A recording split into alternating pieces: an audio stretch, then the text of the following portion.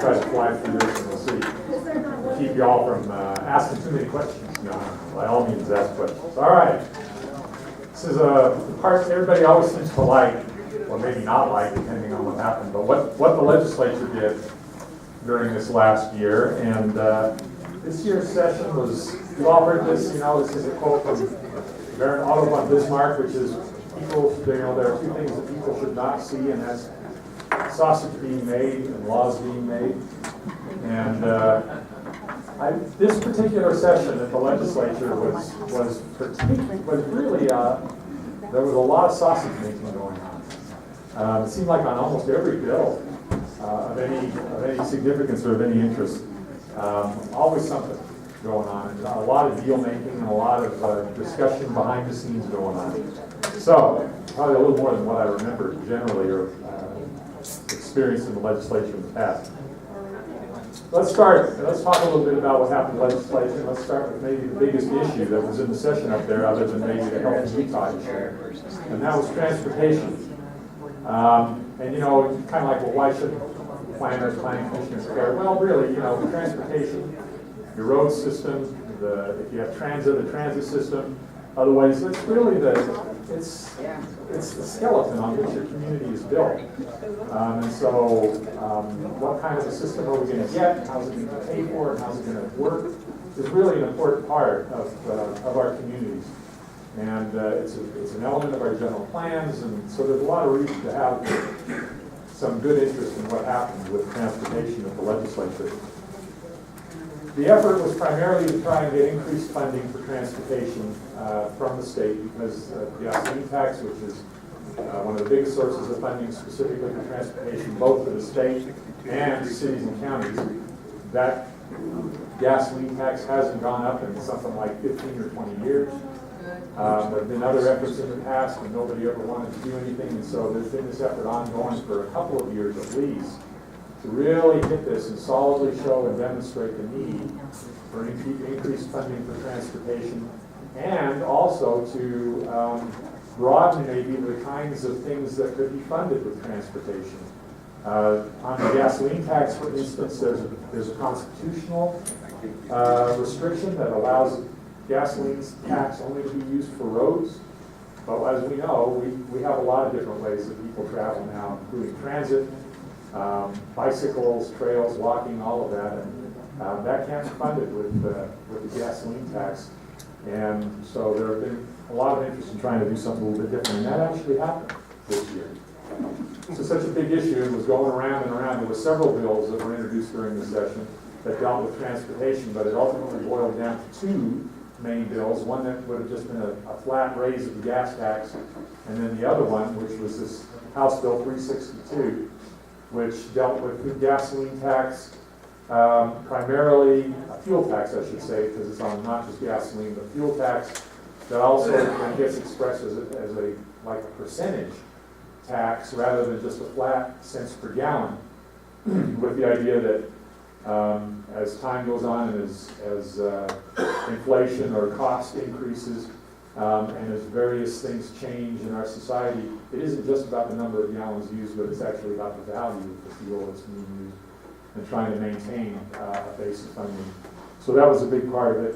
And then also to allow some more options for cities and counties to, first of all, have some increased funding and then how to use that funding. Specifically, some of those laws that were changed, we'll get there. We'll talk about this next. So, here's the detail. Ultimately, in the end, what it came down to was House Bill 362. It became the end game for the whole transportation funding, and it didn't get decided.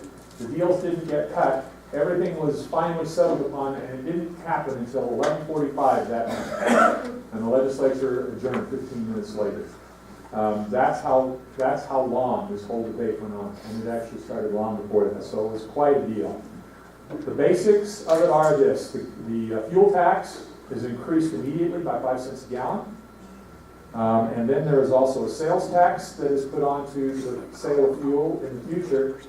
There's a ceiling and a floor level to that fuel tax, and the fuel tax doesn't actually kick in until the wholesale price of gasoline reaches $2.45 a gallon. We're a ways away from 245 being the wholesale price of fuel, so the sales tax won't kick in for a while. But the money generated from all those fuel taxes will be distributed around the state on the B&C Road Formula Fund, which is, I think it's like 60 or 70% goes to the state, and 30, 40%, whatever that is, goes to the cities and counties. So there will be an increase that will go to both from the fuel sales tax increase. And that's a positive. The other big part of that bill was authorizing local governments to impose a 1/4-cent sales tax for transportation. And that 1/4-cent sales tax would be allowable to be used for not just roads, but also for transit and for what's called active transportation, bicycles, trails, for those kinds of facilities. The distribution of that 1/4-cent sales tax will be 1/10 of a cent to cities, 1/10 of a cent to transit districts, if there's a transit district in that county, and a 0.05 of a cent that would go to counties for regional projects. So the 1/10 of a cent that goes to cities also goes to counties for their unincorporated areas. They're treated just like cities are in the case of where they build and maintain local roads. That 0.05 is intended to go to counties for bigger facilities. You know, the important, the bigger highway, the bigger roadway that goes through a community, the bigger other kinds of facilities. Question in the back. What's the trigger on that? Is that just automatically sent to the No. counties? So the process is this. In order to have that 1/4-cent imposed, the county governing body has to vote to put it on the ballot. And then it has to go to a ballot, to a vote, and be voted upon and pass by the electorate in an election. Now, it can be done in any election, any November election. So it can be done this November, the following November, which is a general election. The one coming up this November will be a local election, but it can be done on either one of those. It's up to the county governing body when they want to put that on the ballot. And it's only the county governing body that gets to decide that. The distribution of that will be, as I said, to the cities, the transit district, and to the counties. In counties where there is not a transit district, the county will get the 0.15. They'll get the share that usually would go to transit otherwise, as well as the 0.05. And again, that's intended to be for regionally significant projects.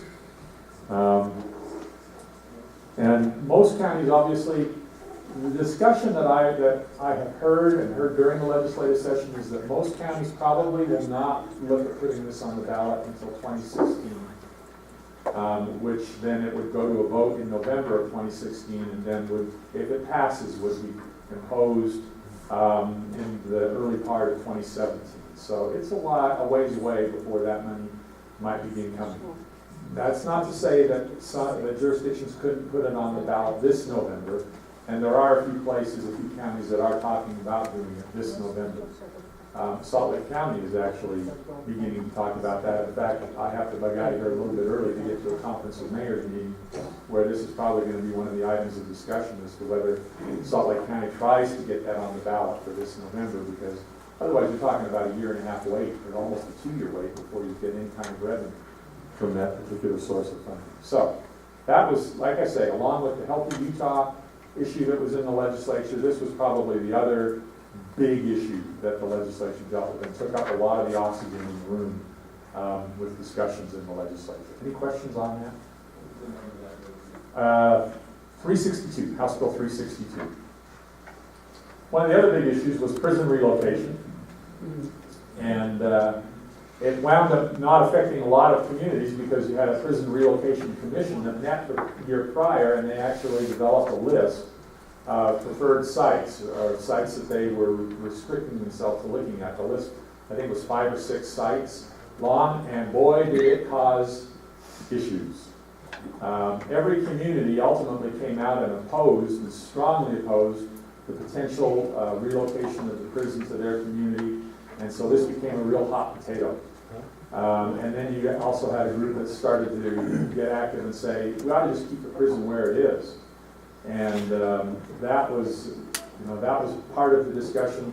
There were a couple of different bills that were introduced in the session. So one that would have introduced as keeping the Draper site on the list. Another bill that would have said that the legislature has to decide, and there was a lot of back and forth about that one.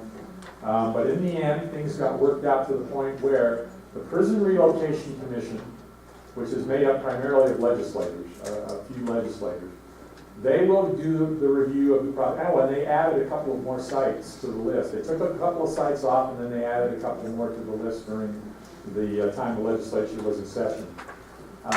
So this commission will make the determination of the preferred site, and then the legislature has to affirm that. So it is going to take legislative action to do it.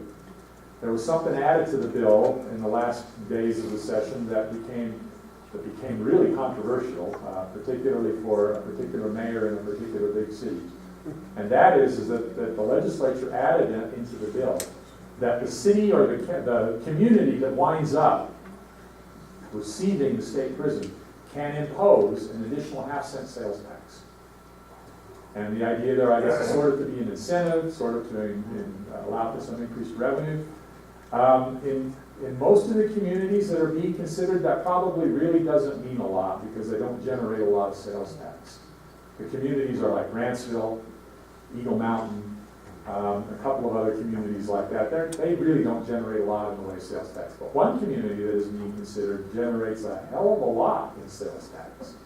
And 1/2 cent would mean a lot of money, and that's Salt Lake City. And Salt Lake City has advocated for some time now, saying, you know, their population nearly doubles every day. All of the commuters that come into the community, they need some additional revenue source to be able to deal with that, perhaps some kind of a commuter tax. Well, this might be that source of revenue.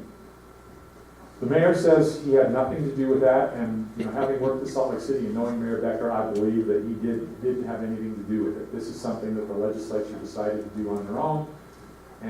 But in a way, you can almost say, wow, it almost kind of seems like it's, you know, predestined now going to Salt Lake City because they put this incentive on there. But what it's done is it's kind of, the mayor's running for re-election this year, and candidates have come out and said the mayor was in a backroom deal and they're going to increase the taxes on the local residents and we're going to get the prison.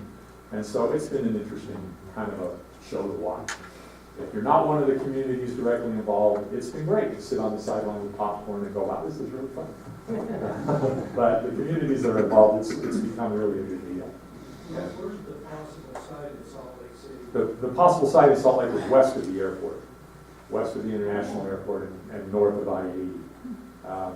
Out around the 7200 west, there's an interchange out there that's nothing around there, but 7200 west on I-80. It's out in that area. Another bill that came up that kind of became a big deal was a bill with regard to townships. This primarily affects Salt Lake County, but it does affect other counties as well.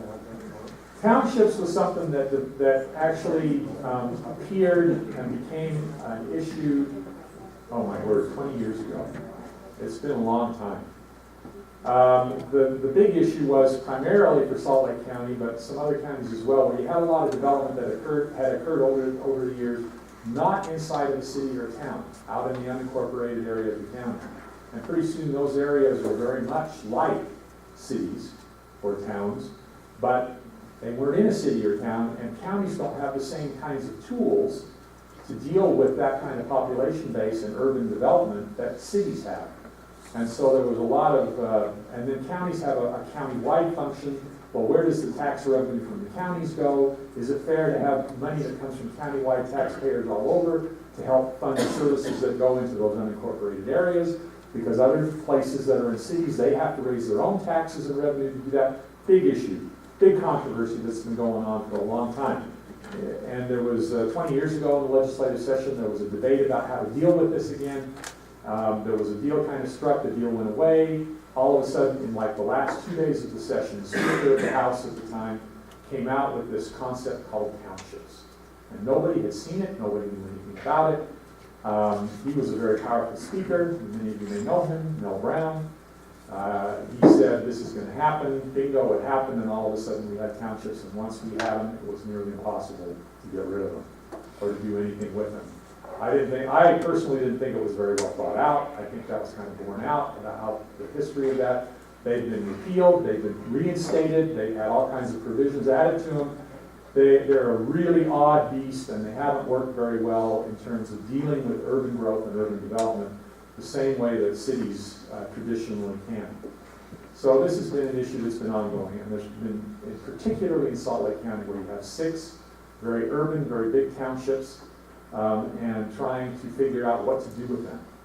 And finally, this session, Mayor Ben McAdams and people in the various townships finally worked out a proposed solution.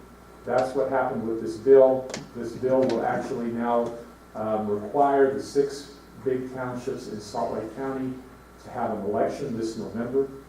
They decide one of 2 things. They're either going to decide to incorporate into a city, or they're going to decide to become a new entity that's called a Metro Township.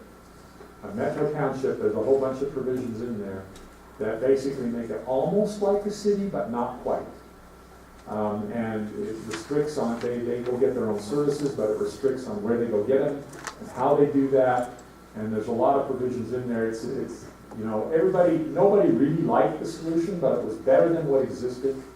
And so it's kind of a step in the right direction, everybody's hoping, and so that's what's going to happen in Salt Lake County. What it did for the other counties that have townships, how many of your counties have townships? A couple, a few of you do, that were created in. Outside of Salt Lake County, well actually everywhere, townships now go away. There will no longer be such a thing as just townships. In Salt Lake County, they will vote to become what's called a Metro Township, which I just explained. In the other counties, they go away, they become what's called a planning advisory area. And their planning commissions will know, and most of those planning commissions were structured so that at least some of their members were elected. That whole election provision goes away. Their planning commissions will now simply be appointed just like any other planning commission is normally appointed by the governing body. And so, and then there is the possibility to create new planning advisory areas, but the process by which you have to go through to do that is pretty onerous. So I don't think it's very likely that you're going to see any new or very many new planning advisory areas established under this law. So that's primarily what this particular bill does. Charlie? Does it require counties that have townships to adopt anything formal to make that change? No, state code just does it. Okay. State code just does it. Change the Yep. As soon as this goes into effect, the law goes into effect May 12th, I believe, is the effective date. So as of that date, there will no longer be townships. There'll now be a planning advisory area. Those that are on the planning commission will continue to serve out their term, and then any new members will go through an appointment process rather than an election process if they were elected before. John? I guess this is just for Salt Lake County, but what's the effect on annexations of the metro? Yeah, the metro townships, the annexations are not allowed. Okay, so it freezes all those unincorporated towns. Yep. Yep, it does. They could eventually in the future perhaps choose to incorporate, and you know, who knows, there may be some legislative fixes that will come in the future again with regard to that, but that's where it freezes them now. Okay, one other bill that kind of follows on to this, and again, it applies primarily, pretty much only in Salt Lake County, because the bill is, the language is structured so that it says counties of the first class, but allows for the creation of what's called a mountain planning district. Actually, the bill says mountainous planning district. But this has everything to do with the ongoing, many of you heard of the Mountain Accord that's been going on, this effort to look at the central Wasatch, basically the area from Hardy's Canyon to Little Cottonwood Canyon, and what to do with it. Because you have so many varied interests in there, and there's a lot of pressure to do various things with that. That central Wasatch area receives over 7 million visitors a year. You know, between the ski resorts and people that have the hike and the picnic and the camp and to do everything, 7 million visitors, that is more than most national parks. And yet this area is smaller than most national parks by far. And so there's a tremendous amount of pressure that's on that area. There are some private properties in there. You've got some areas where you have homes and cabins. You have the ski resorts. You have the federal lands. I mean, there's all kinds of issues in this area. And so this is another step to try and kind of address that. It allows for the creation of a mountains planning district in Salt Lake County, which will probably be that central Wasatch area, and get a more representative planning commission in essence that will then be made up of some of those interests for that area. And then ultimately, there'll probably have to be some kind of thing to go on to make what's happening in Mountain Accord come about in that area. So kind of an interesting little beast to see what happens. So that's specific to Salt Lake County? Yes, right now, the language of the bill says that it's in counties of the first class. So that would only be Salt Lake County. You know, if other counties are interested in doing something like that, I think in a future legislative session it may be possible to look at expanding the ability to do that. It has some interesting powers. In the middle of that area, you have the town of Alta. This particular bill says that that particular mountain planning district, planning commission, and then the county council will have land use authority even in areas that may be in an incorporated community, other than Alta. And Alta got carved out because it's been in existence for a number of years and has some of their own standards and regulations in effect there. So it's an interesting little beast. There was a lot of unease about this, particularly from like the ski resorts and from some of the private property owners. So this bill has a sunset date. It goes away on June 1st of 2016, unless it gets extended, and that kind of puts the onus on Salt Lake County to try and perform and show that this may accomplish and do what it's intended to do, so that at the next legislative session, that sunset can be lifted. Okay, let's talk about annexations. Over the years, as communities and cities and many locations have annexed, as they did so, annexations were primarily driven by property owners asking to be annexed into a community, and not all property owners wanted to be. And in the early days of annexation, that kind of happened on a random pattern or a checkerboard pattern. And so, as this map of Sandy City shows, in a lot of places you wind up with islands or peninsulas. That's really hard for counties to service those islands and peninsulas in an effective manner. And to deal with the issues that come up in there, and then with the adjacent cities nearby. So several years ago, in the state code, the provision was put in that said, any annexation cannot create a new island or peninsula. And that's been in the code now for several years, as I say, and it's been a good provision. Everybody thinks it's been very positive. Well, this bill came up in the legislative session that now would have kind of changed that and allowed for annexations to create an island or a peninsula. The way the language of the bill is written, it says, if the county and the municipality agree. So both have to agree to that particular annexation if it creates an island and peninsula, and then it can be done. My understanding is that this issue came about because of something going on in Iron County. Somebody from Iron County? Do you know anything about the particulars of this? I mean, I've heard a little bit, but I don't know how accurate it is. I don't. I saw you slump down. Anybody? I see somebody smiling, big smile back there, yeah. I grew up with a representative that sponsored this bill, and our the Cedar City attorney worked real close with him, and they started to try to get my support, and I fought them so hard on it that they just included me in it. It is a bad bill. I fought them on it. I think that's the general feeling It is. of most people. They really don't like this. This bill actually got through the House, and then when it got to the Senate, it just sat there. I mean, it got through early in the session, the House, but for a long time, nothing happened in the Senate. And I think that's because the general opinion of most local officials was it's not a good idea.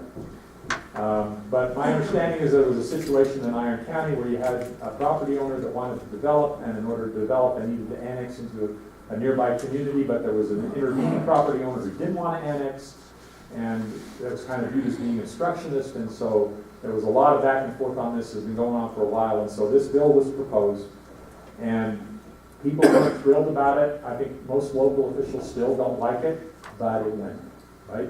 What the bottom line is that the cities won't take the initiative to exercise the option on the old bill that if you have that either the area or the valuation, Right. that you can force them in. They want to be reelected, so that's the problem. You know, it's Yeah. politics always enter into it, and that was the issue. My guess is we'll see this come up again, because there'll be issues that'll happen because of this, but we'll see what happens, how that goes. This House Bill 53, local government residential reimbursement, and Charlie, you may know a little bit more about this. I think Ogden was a big pusher of this, and I don't know how much Weaver County was involved, but this was an odd bill. It first came up last year in the legislative session, and none of us really knew what it was all about, and we thought it was kind of weird, because what it allowed, or what it required in last year's bill, was that a local government, city and county, had to set up a fund to help reimburse people for the costs of resurveying, retitling, and redoing properties that were in essentially like a little condo association. And we were all going like, what in the world? And it required that you did that. And it was kind of like, what is going on? So last year the bill didn't succeed. Well, we found out more about it this year. It seems that a number of years ago, particularly when this whole concept of having twin homes and condos and PUDs and so on, you had a number of developments that occurred. And because you had common areas, the walls, the roof, the other structures right between them themselves, and land area around them, they were created with like a homeowners association and a joint ownership of that facility, of those particular facilities. And we all know homeowners associations work just great, right? Really well. Now imagine a homeowners association that's only 2 owners, or maybe 3 owners, or a handful. And if one doesn't like what the other one's doing, forget it.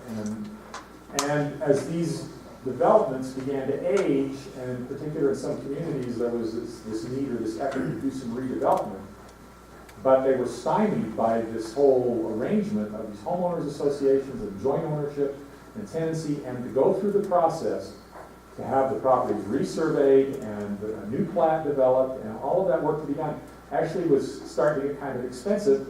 And in those cases where cities like Ogden City, I understand, was a big proponent of this because they wanted to see redevelopment, and I think they were willing to assist the property owners in helping to get this done, but legally they couldn't do it. And so this particular bill now allows for a mechanism to be set up whereby a local government can set up a fund and help assist property owners in doing all of this legal work to get rid of those homeowners associations, and get the property resurveyed and replatted and all of that work to be done, so that then the development, the redevelopment of those properties can occur. So it was kind of an odd deal, but I think once everybody finally figured out what was going on or understood what was happening, there wasn't a big objection to it, so that particular bill went through this year. This particular bill, House Bill 70, with posting of political signs, deals with communities that allow political signs on public property. Not all do. In fact, I'd almost say most don't. But some communities do allow political signs on public property. Apparently that was raising some issues where maybe not everyone was getting fair or equal treatment. And so what this particular bill says, that if the local government, or any government, even the state, any government allows political signs to go on public property, you have to allow all political signs. And any regulation of that has to be content neutral. So, I mean, it's not, it's a fairness bill, a fairness issue, so it makes sense. Some people were thinking when this bill first came up, it says, oh my gosh, it's going to allow now everywhere on public property. That's not what the bill says. But the bill says if you, as a city or a county or the state or a government entity, allow political signs on your public property, you have to allow all political signs. And your regulation of those has to be content neutral. You can't say what kinds of signs can go up or what can't. It has to be content neutral. Okay? Just to kind of clarify that. All right. This particular bill, again, this is just kind of a procedural issue. So many of you are probably very familiar with this. Whenever you post your public notices for meetings and your agendas for what's going to happen in those meetings, you also have, you not only do you have to do it in a public place and location and all of that, and oftentimes on your own website, but you also have to ship a copy over to the state public notice website, where there's a comprehensive list of all the public notices throughout the entire state of all entities. There was an exemption in the law that was put in when this was originally required, that for any entity that has a budget of less than $1 million, they don't have to do this. I guess with the idea that, this costs you something in order to do this, and those smaller entities, it was kind of a burden on them. Well, everybody, I think, has figured out we live in the internet age and the electronic world, and everybody can do this now relatively easy. So that restriction was lifted. So now every public entity in the state, regardless of size, when they do public notices, they have to post it also on the state's public notice website. Very straightforward, very easy. All right, this particular bill, rental modifications, this had to do, this is all kind of being driven by when you have particularly older homes or older structures that have been, say, converted into apartments. And a lot of times those older structures, because they are so old, they don't meet current safety codes and regulations. And so there was it's been a push by some local governments that if you're going to have apartments in those kinds of structures, you need to bring them up to code. Well, some of those structures, it's pretty hard to do, if not downright impossible in some. And so the property owners and the owners of those units were looking at that as particularly burdensome. And it has been the subject of quite a bit of wrangling, both in the local governments and with the state legislature, because of course this makes its way up to the state legislative level. So there have been bills passed in the last couple of years that put some restrictions on what kind of requirements you can put on those kinds of entities. Again, as I say, with older homes, a lot of times, those homes are what you call non-conforming. And so this particular bill, there were actually like 2 or 3 different bills that dealt with this issue in this year's session. This is the only one that passed. And this particular one was trying to deal with non-conforming homes and what requirements could be placed upon them, because a lot of times what the local entity would also say is if you're going to have an apartment, you got to bring it up to code and you got to make it conforming. And again, that was viewed as by many of those owners as pretty burdensome. And so this bill was drafted that basically said you don't have to meet those requirements if you're a non-conforming use. Well, the way the bill was drafted, it didn't apply just to rental apartments. It applied to almost all kinds of non-conforming uses. And we all know we all have a lot of different kinds of non-conforming uses out there. And so that was causing a lot of consternation on the part of local officials. So the bill was redrafted and now applies only to non-conforming residential units. And there are some restrictions on there as to what you can require with regards to the egress, requirements to the electrical and the plumbing codes, and other safety and access changes that can be required. John? Was there a distinction made between non-conforming use and non-conforming structure? Meaning, yeah, there probably was, but I have to go back and look at the bill. some of these are probably conforming in a residential area, But the structure's not. Yeah, and I think that's what it was primarily dealing with, is non-conforming structure. But the way it was originally written, it just was non-conforming uses in general, which was really an issue, a problem. Question? Does this apply only when there's a change, or is it you gotta do it? So what happens is, in some cases, some communities are requiring business licenses for rental units. And before they can get a business license, they're sometimes requiring that these changes have to be made. Which means that houses that may have been, basement apartments and things that were being rented out for a long time, now the community requires a business license and they can't get the business license. And so that was part of the issue too, is that they had this non-conforming right going for some period of time, and now all of a sudden they won't be able to because they can't get the business license, because they can't qualify by having to make all these changes. So this puts restrictions on some of that. It still requires or allows the community to require some things, just not all the things I think that were maybe sometimes being asked. This is a fun one. You may have heard about this. This actually made it into the national news. This was with regard to a bill. Well, let me tell you the story. And I was in Salt Lake City at the time that this went through.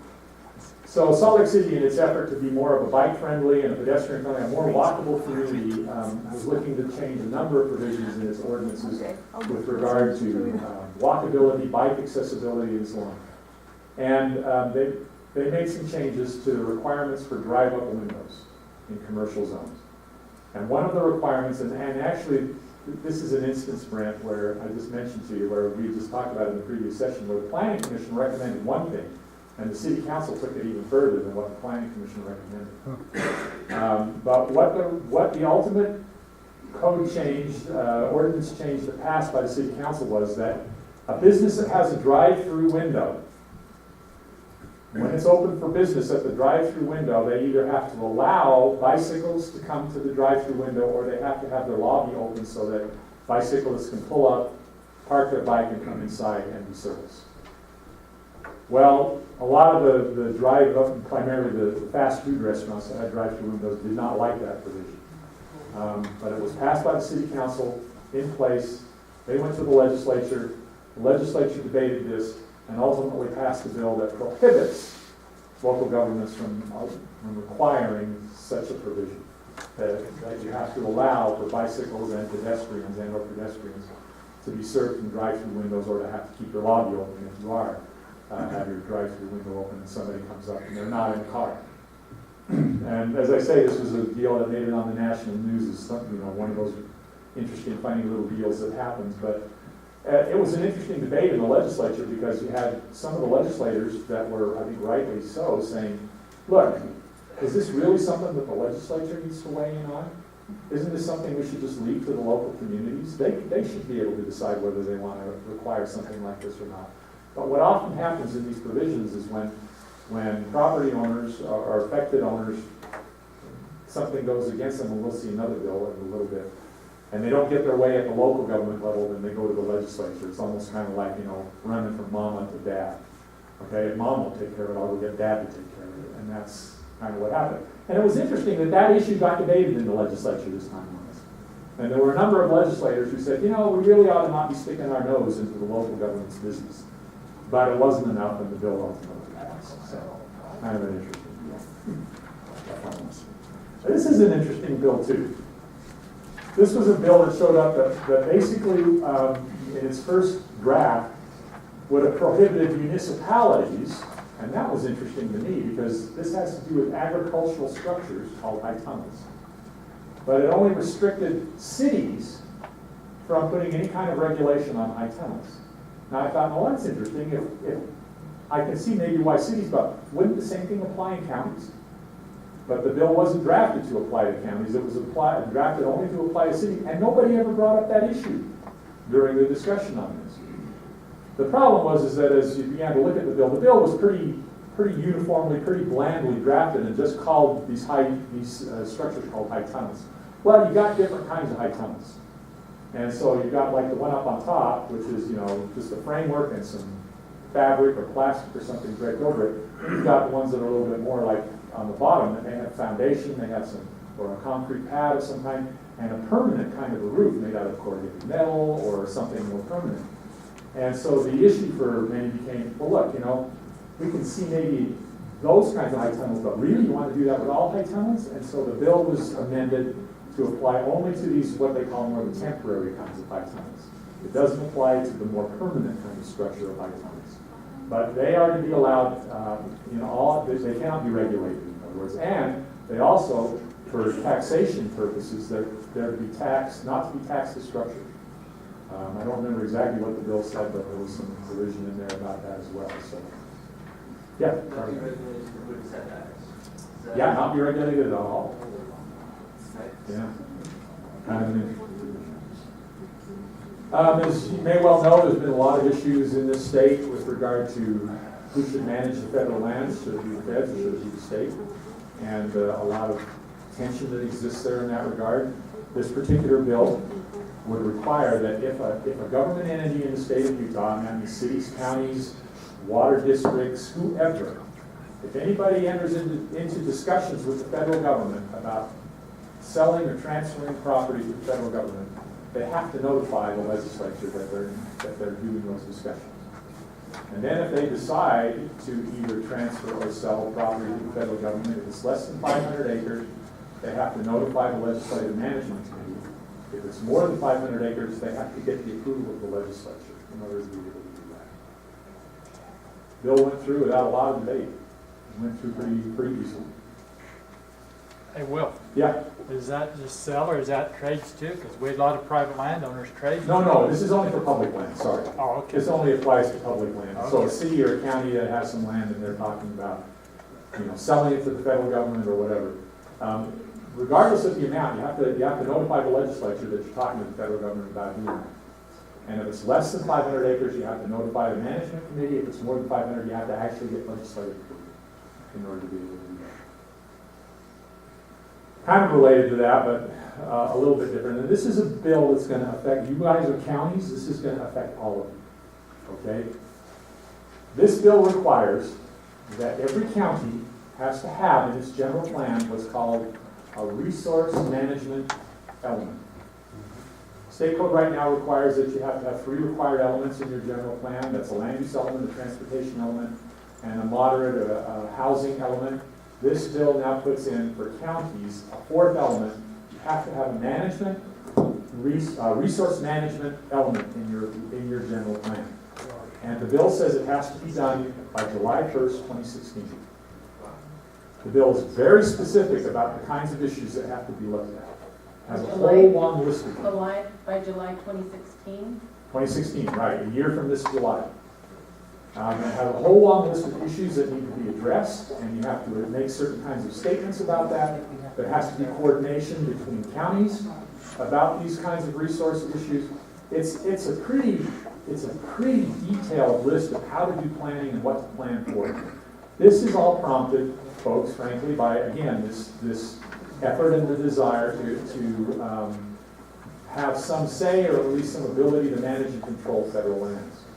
And so from that standpoint, this is looked at to be something that's put out there that the federal government has to take into account and coordinate with local governments as they do that. Question? Any provision for funding out of this kind of thing? Yes, and I'll talk about that shortly. It should also be noted, so federal law requires certain governmental agencies to coordinate for consistency with local plans. Right. The problem is, most counties we haven't had local plans to coordinate with, so federal law provides for some direction to be given Right. to those agencies, we just haven't given them that direction. Yep. So as I say, this bill now requires it, and it requires every county to do that, which is an interesting issue for like Salt Lake County and Davis County and probably Weaver County, because like in our case, the only real federal land that we've got is in the mountains. And that's a whole nother kettle of fish about what's going on up there. Certainly different issues than what's taking place, say, in southern Utah. But yeah, we are required to do this as well. And so it's going to be an interesting deal. Now, funding. There was an associated appropriation that went with this that I think it was $1.5 million that's appropriated. It will allow for each individual county to apply for and receive up to $50,000 in order to do this. But there's restrictions on how to use that $50,000. There has to be coordination with a state committee that's called the Committee on Stewardship of Commission on the Stewardship of Public Lands. And that commission is supposed to engage a private consultant. And that private consultant is supposed to create the framework and then assist these counties. And your $50,000 is supposed to go to that. So you have to kind of deposit money with this commission, and then this private consultant is supposed to help you. And so there's all kinds of weird restrictions on how this money can be used.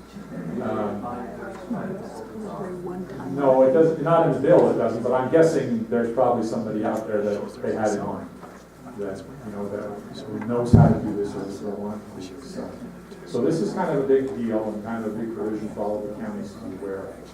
If you don't have this adopted by July of 2016, there is no penalty.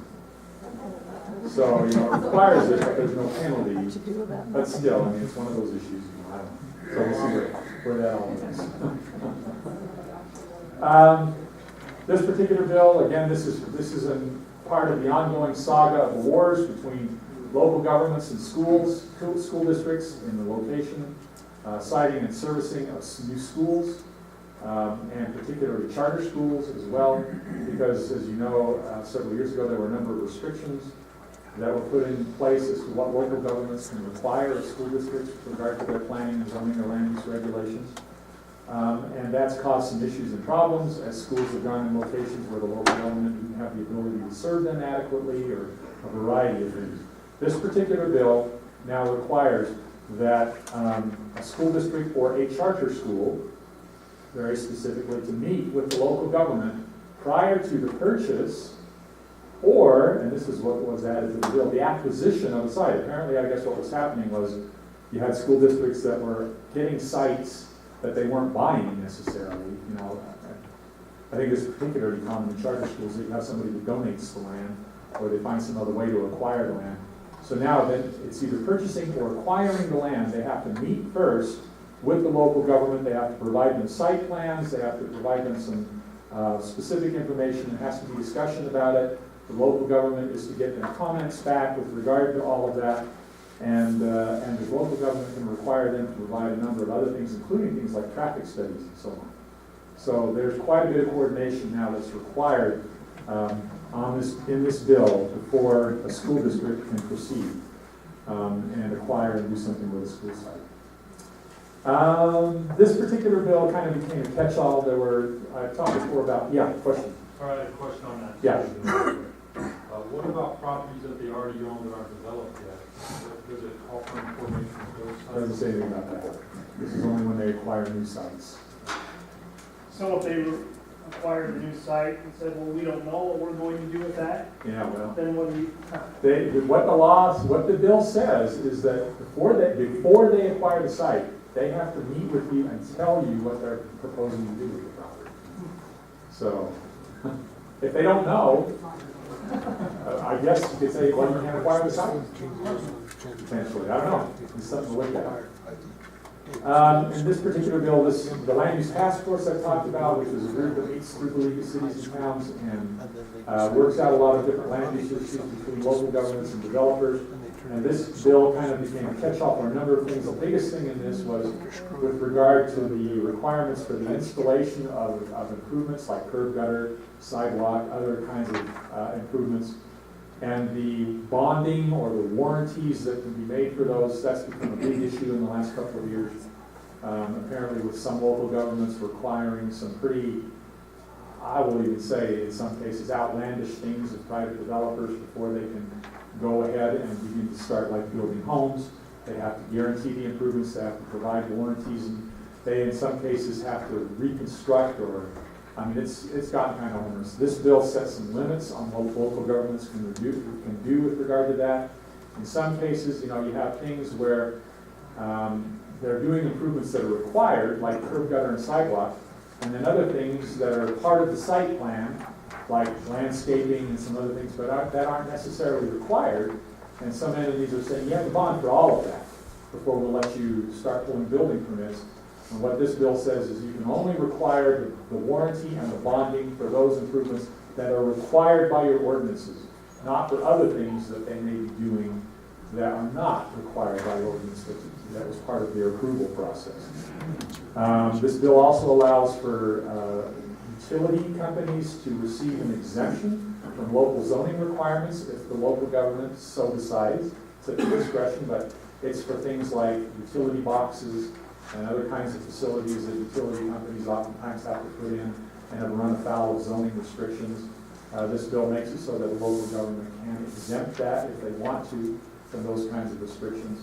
It limits the required signatures. It limits the signatures that you can require on a plat to someone who has some kind of a legal right associated with that plat. This came about because of things like, for example, you have somebody that's developing a subdivision. Right next to the subdivision is like a canal. You know, you don't know what the effect is going to be on the canal. The local government doesn't maybe particularly really feel like it's their obligation and responsibility, but they say to the developer, you got to go get the signature of the canal company before we'll approve that plat.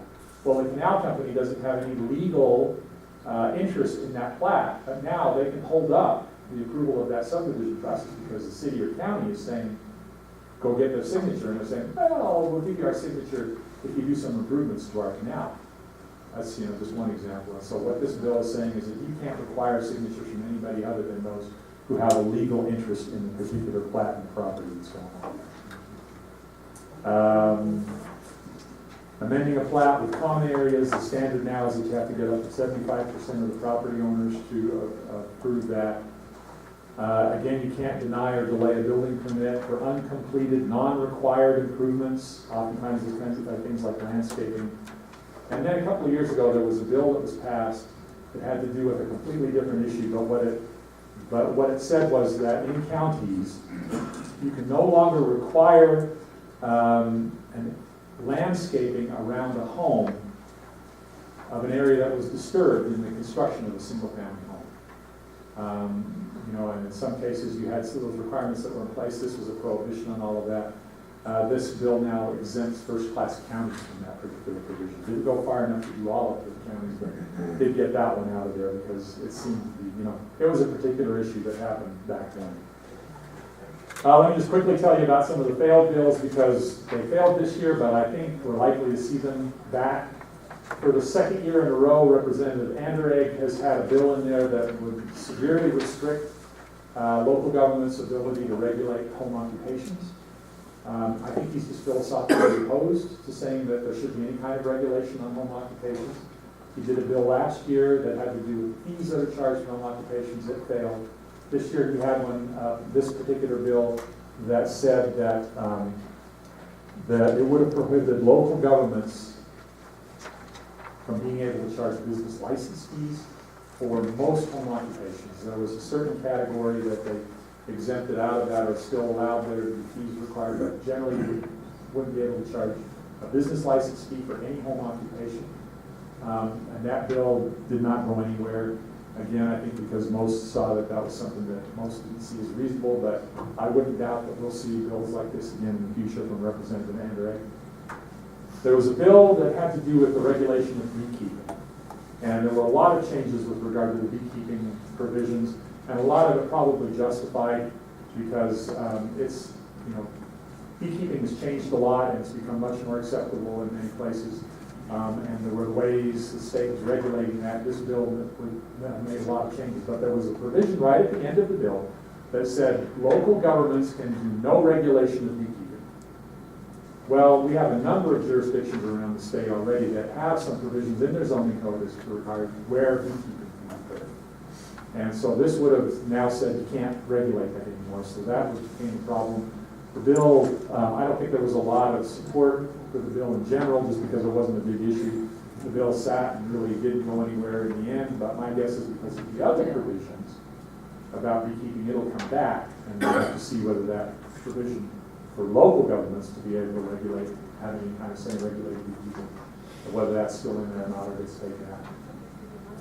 There was a little bit of a kerfluffle that occurred with regard to scenic byways and the ability to have billboards along scenic byways.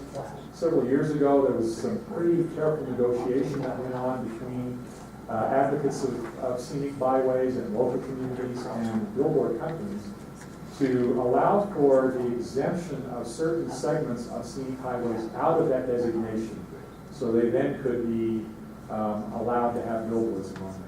And you know, I mean, we all know that there are some scenic byways that parts of them, they're not that scenic. And they're in areas where you have communities and some work going on. So there is a process in the legislation that would allow for that.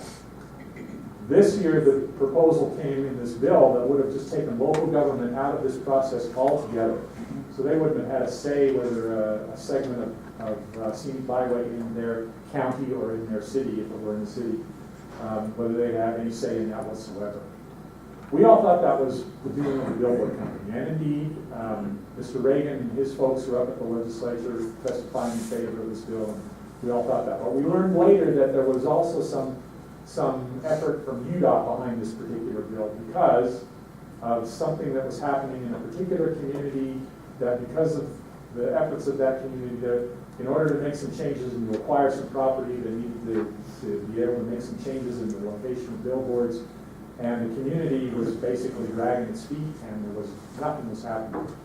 And it was dragging this whole project out for a long time. I won't throw the community under the bus. I know who it is, but I'm not going to say. And so UDOT was kind of behind this provision as well. But we eventually got the bill through some wrangling and got it changed around to putting the local government back into the process, but with some restrictions on the process, and everybody was reasonably happy with it. But the bill was not a top priority bill, and as I mentioned, there were some big issues right at the end of the legislative session. And the bill made it out onto the board to be voted on. It passed through the House very easily, but it was stuck in the Senate. And there were so many things going on that last night of the session. It finally made it out onto the board in the Senate at about 11 o'clock that night, but way down the list. And when the clock struck midnight, it was still about 2 or 3 down on the list and didn't make it and didn't get a vote. So it didn't pass this year, but my guess is it'll be back for a subsequent year, probably next year. This is the last bill I want to talk about. And again, it has to do with the local issue versus the state legislature being involved in it. A few years ago, there was a big to-do that erupted in Salt Lake City again over the potential designation of some areas of the Yale Crest neighborhood that many of you may be familiar with in Salt Lake City, whether to designate some of that as a historic district. There were many people that lived in the neighborhood who really wanted to keep the character of the neighborhood and preserve and save those homes as pretty much as they were. And there were those who also owned homes in there that did not want the restrictions and regulations that went with having a historic district. It got into a big, ugly, and I will tell you from having been there, it was a nasty, ugly fight amongst those neighbors. It made its way all the way to the legislature. And Senate President, at the time he wasn't Senate President, but Senator Niederhauser, who is a realtor and probably knew a number of those people. And so there was a threat that the state would put restrictions on historic districts if the city didn't work things out. And so the state legislature put a moratorium on the future designation of historic districts in Salt Lake City as a result of that. We worked things out, we got a process in place. The legislature lifted the restriction. Things were moving along, but again, and I'll tell you, and it doesn't surprise me, those neighbors just cannot get along. And it erupted again into an issue. Again, they went to Senator, now President Niederhauser. He immediately said, and I'm surmising all of this because he never came out directly in doing this. Being president, he had many other things to deal with now, and had another senator carrying this bill. But it was obvious that this restriction that now would have required that before you could even begin to look at whether to create a historic district, you have to have the buy-in of 75% of the property. That's not to create the district, that's to even begin looking at creating the district and doing the work and the studies. Pretty onerous. And that bill was proposed, and my gosh, that bill was greased like glue. That thing was just sailing right through. It went through the House very easily, or the Senate, very easily. It's Senator Niederhauser's body. Went through there very easily, got over to the House. A little bit of wrangling and negotiating going on, but nothing. But the bill was sitting there all of a sudden, I think next to the last day of the session. Just before lunch, this bill pops out.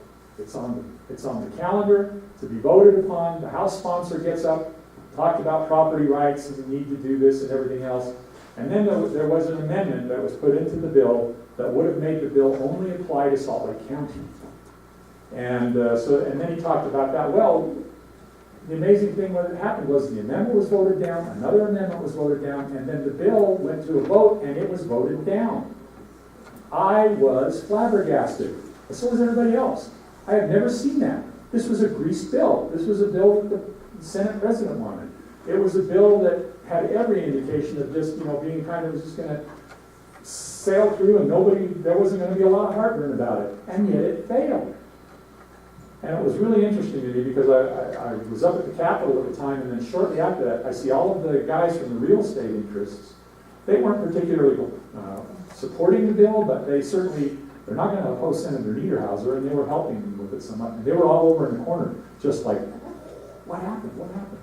So later that day, I caught one of them, he was a friend of mine, and I said, what happened to that bill? He said, I think it was just a perfect storm.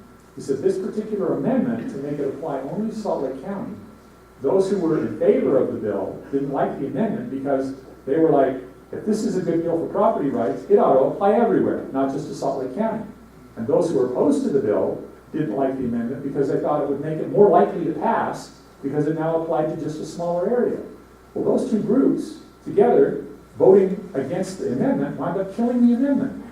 once that happened, it was like, dog pile on.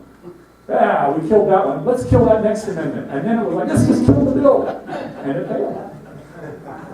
And we all have, and that's really what even the realtor lobbyists think is what happened. So I've never seen anything like that in the legislature. It was just really interesting. Of course, Salt Lake City and others that were in favor, again, of allowing a local jurisdiction to decide its own issues in some way were really supportive and really happy about that. But I'm sure this will be back. I'm sure it'll be back, and I don't think it's going to happen the same way as it did this time. But from a guy who's been up at the legislature watching this stuff for 20 years, it was amazing. It was really fun to watch. I was like, wow, justice sometimes does happen. So it was kind of fun. Here's just a list of some other bills that failed, and we won't talk about those, but if you have any questions about them, feel free to give me a call and contact me about it. And that's it for the legislative update. Brent, I'm sorry I didn't leave you a lot of time for legal update. Oh, I knew that would happen. Yeah, looks like a cancel thing. Hang on just a second. Yeah, that's true. Sorry about that. I should have left it up there. I knew that you would need a lot of time for that, and so I prepared the handout. Best kind of speech in the world, a short one. There's my handout. Thank you very much.